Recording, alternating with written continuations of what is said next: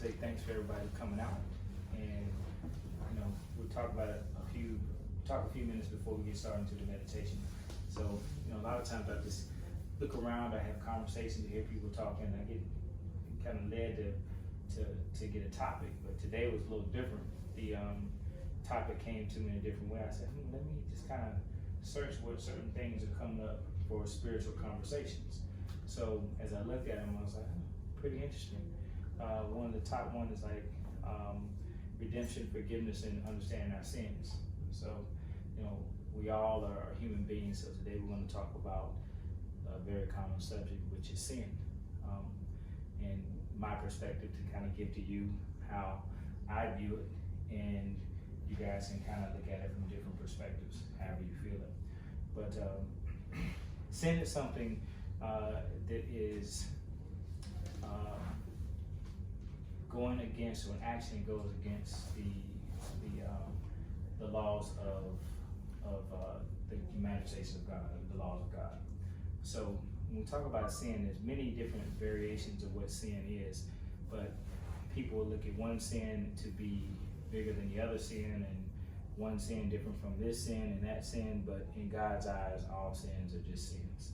And the sin is just pretty much an action that goes against the manifestation of God, and that is going into your life. The way I like to explain it to people is when we look at sin, we look at sin as it's part of us. We're human beings, we're flesh and we're bone. So we're going to make mistakes. However, how we redeem ourselves from those mistakes is what elevates us and changes us. A sin will be a stumbling block or roadblock on our path to ascension. You cannot let that stop you. If you do sin, you basically have a personal relationship with God, and you ask for forgiveness from God. In my belief, you should not ask another person, another human being, for forgiveness. You can if you want to, but the forgiveness is basically judged by God and God only. So my recommendation for you is to ask God for forgiveness for whatever you have done. And if you've done something that you feel you want to talk to someone else about because it's on your consciousness or your conscience, then talk to them if you want to. But forgiveness can only be given by God. So people would ask me about, well, how do you forgive somebody if they've passed away? Well, there's certain prayers that you can read to give forgiveness to the departed. And so that's what you want to understand. If you need some of those prayers, just talk to me. I got them. I'd be glad to give them to you. The other thing that's pretty cool about sin or forgiveness is that if someone in your family has passed, or a friend, a loved one has passed, and they pass in a place where it's sin, if they leave behind wealth, you can use that wealth to donate, and that donation that goes into other organizations will actually be paid forward into the afterlife for the person that was the sinner in this life. So they can be forgiven also. So that's just one way. Good deeds, or deeds for that person. You could do the deed for the person. This doesn't have to be money that you give out. It could be your time and service in someone's name. And basically what you're doing is you're helping to heal the departed, and they're given absolution, or they're absolved from their sins from this time that they walked on the earth. So it's something that a lot of people don't understand. So when we have departed ones that we feel are not crossing over and going into heaven, then we can help them by asking for forgiveness or actually doing good deeds in their name, so that they can be basically paid forward. The deed can be paid forward to them in the afterlife. So that's something you always want to understand. When we're talking about sin and we're talking about forgiveness, each and every person has to have their own personal relationship with the Creator, with God. And I would encourage everyone to take your time, get to know God on a personal level, because the way that you know God is going to be completely different from the way anybody else knows God. And you're going to have a relationship, and once you build that relationship and it strengthens, you start to get more trust, and you open up, and then the avenue of communication starts to become very clear to you. For example, when you start to do spiritual work, and whether you're going through a religion or whether you're going through spirituality and yourself, individual investigation of truth for yourself, no matter what you're doing, you're trying to link towards the source.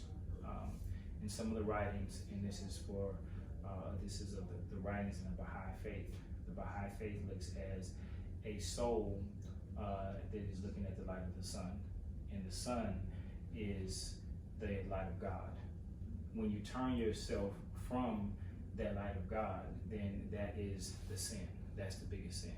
So you want to make sure that you build that relationship with God. And I kind of just backtracked on that, but understanding when we look at the light of God, or when we tap into the essence of God, we're tapping into a higher presence, a higher being. And when we do that, we're developing a relationship. So we want to develop a relationship so we can get an understanding and clear communication line with that relationship. Should we turn our back on that light, then that is the biggest sin. So you want to understand that look at God as a light and our souls as a being that's looking towards the light. If we turn from the light, then that's when we're in the sin. That's when we're doing the action that's going to take us out of the manifestations of God. And there are many ways that we can get back to the manifestations of God, or back to the things that we should be doing. One thing is prayer. Another thing is meditation. Another thing is fasting. So when we give up something, we're giving ourselves to God and asking God to help. Does anybody know the main reason for fasting? Cleansing? Yeah, cleansing is a big reason. Fasting does that exactly. It cleanses you. And it cleanses you because it puts you into a space of deprivation. So when you deprive yourself of your necessities, not of your wants, but of your necessities, what it requires you to live off of. When you deprive yourself of those things, the only thing that can bring you life is God. So you ever heard of a breatharian? Breatharians, you've heard of vegans, you've heard of vegetarians, pescatarians. Well, a breatharian lives purely off breath. So they don't eat food, they don't drink water, they just breathe. And so for them, they have to have the highest faith and belief in God, because they're nurtured by the elements, the prana energy that's in the air. And some people can live a very long time. I had a friend who had a master that probably was 135 years old when he transitioned, and he didn't pass, he just decided to transition.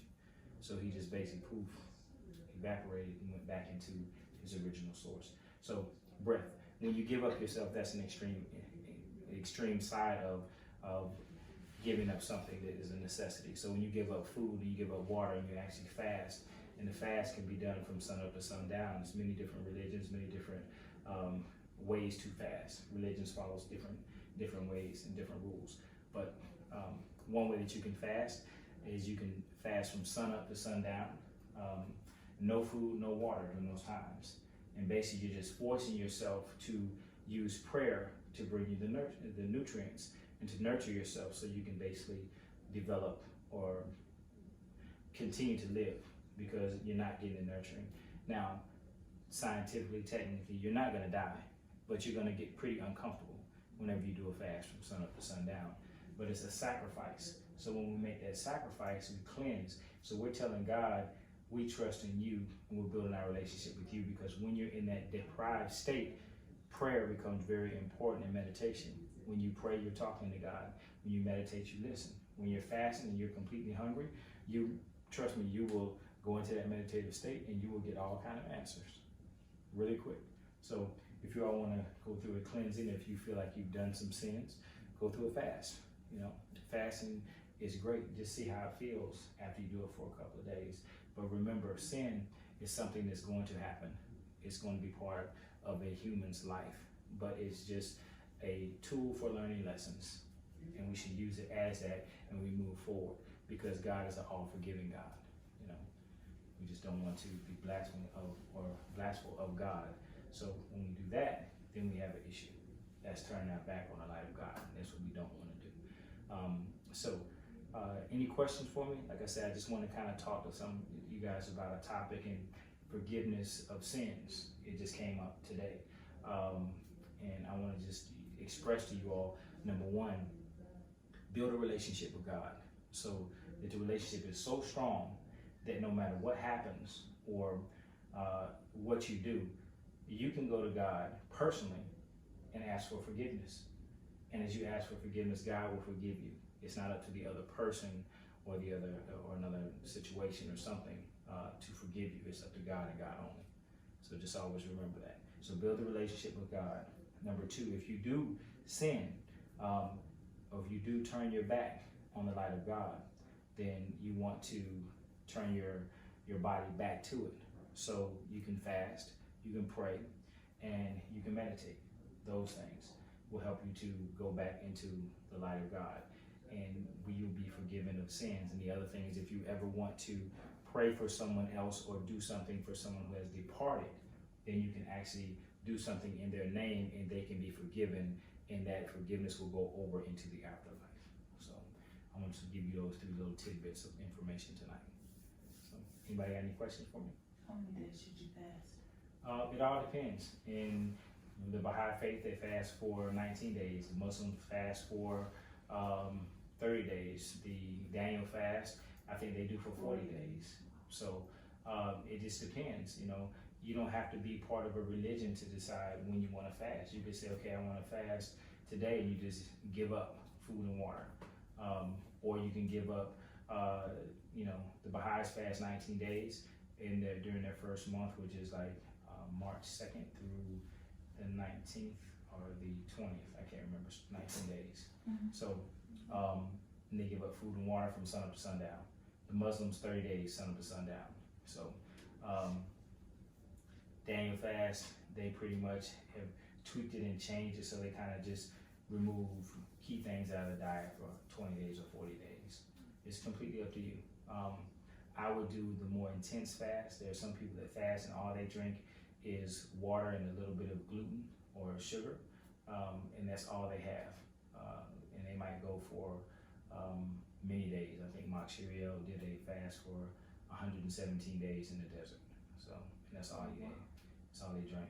But when you fast like that and you deprive yourself, you get really close to the source. So, if anybody wants to get that and put it to the test, just try it. You'll get really close. I have one question. What about people who do the same sin again and again and again, and they always ask for the forgiveness? Well, they'll be forgiven, but that's a crutch for them to basically stay in the same place. Yeah. And they're doing that, and that is pretty much, and I can't judge it, but when they do that over and over again, that's between them and the Creator. Yeah. Because the Creator will forgive and forgive and forgive. However, the Creator knows when you're doing it in a sense where you're turning your back on the light of God. Because if you continue to do the same thing over and over again, what are you telling God? You know, I'm gonna basically be what I want to be, and I'm turning my back on you. But I'm just doing this because I know I can get forgiveness. So God is an all forgiving God, but He's also a just God. So you might get smacked with a little justice if you keep doing it. Yeah. And then doing it in the name of God with trying to ask for forgiveness.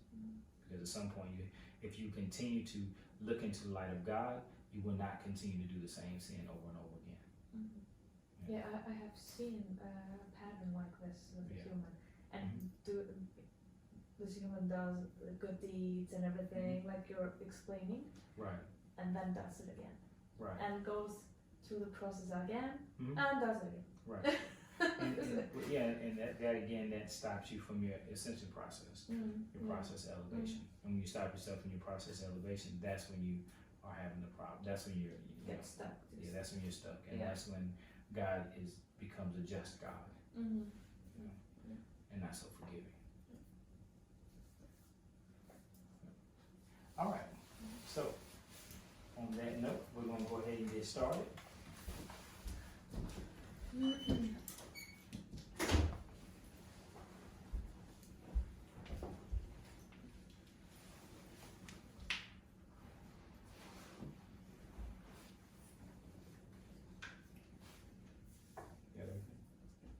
guess I do have a question.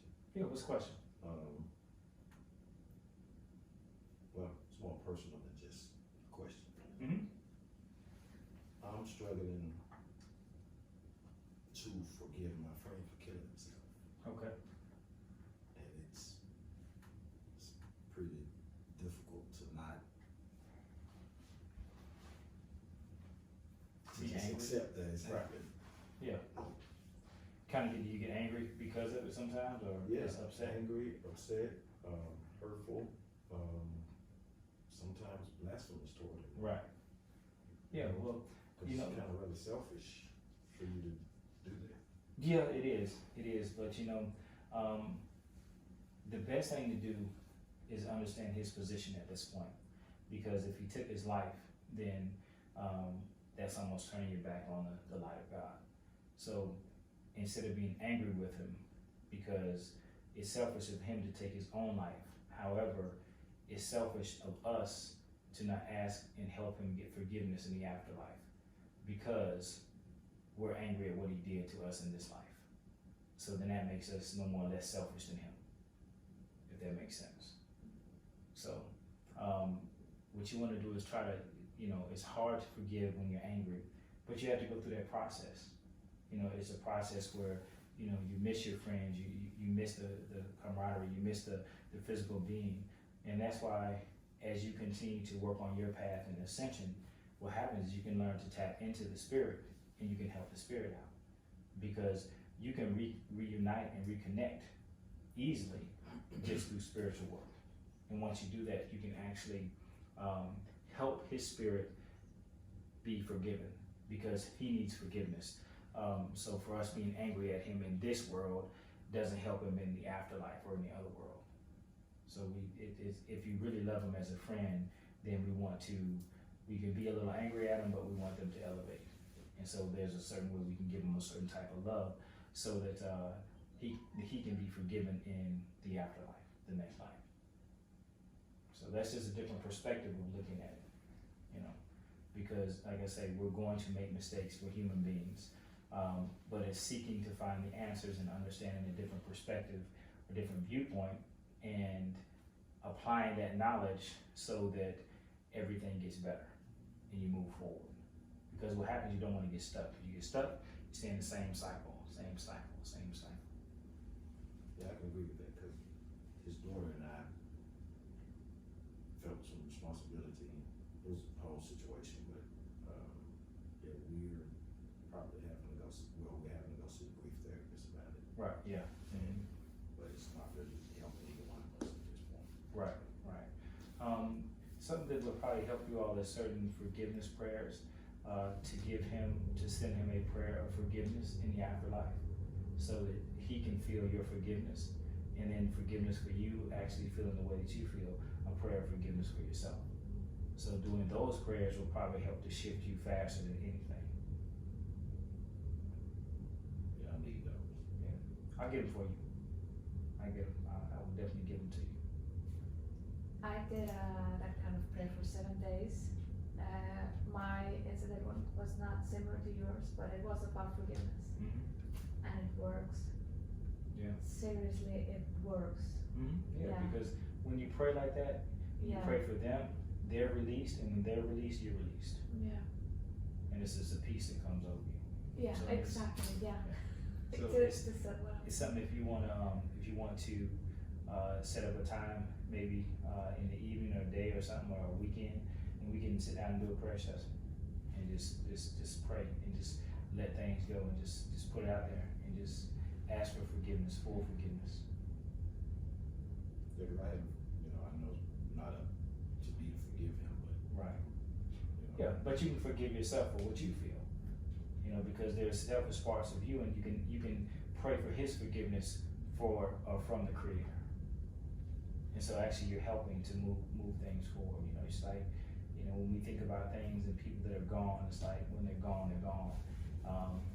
And there's a lot of times there are things that we wanted to say that we never did get to say, and we get angry. And so when we look around just with simple things in this life,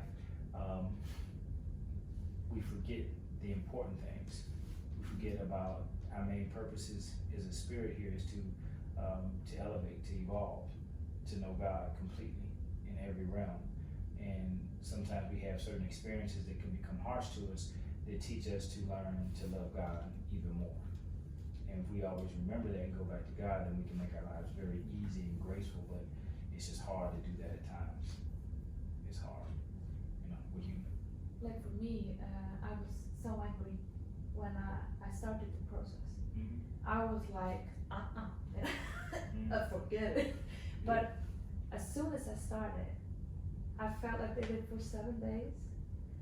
I felt how my, Feel your energy shift. yes, How you and feeling? Feel it's- the weight just releasing. yeah, Release and it. you get more peaceful, and Mhm.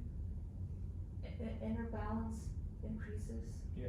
And I was similar to you, like not ready to, Right. you know, but I did it anyway, and it helped Mhm. incredibly. Yeah, well, I'll get to that stuff for you, for sure.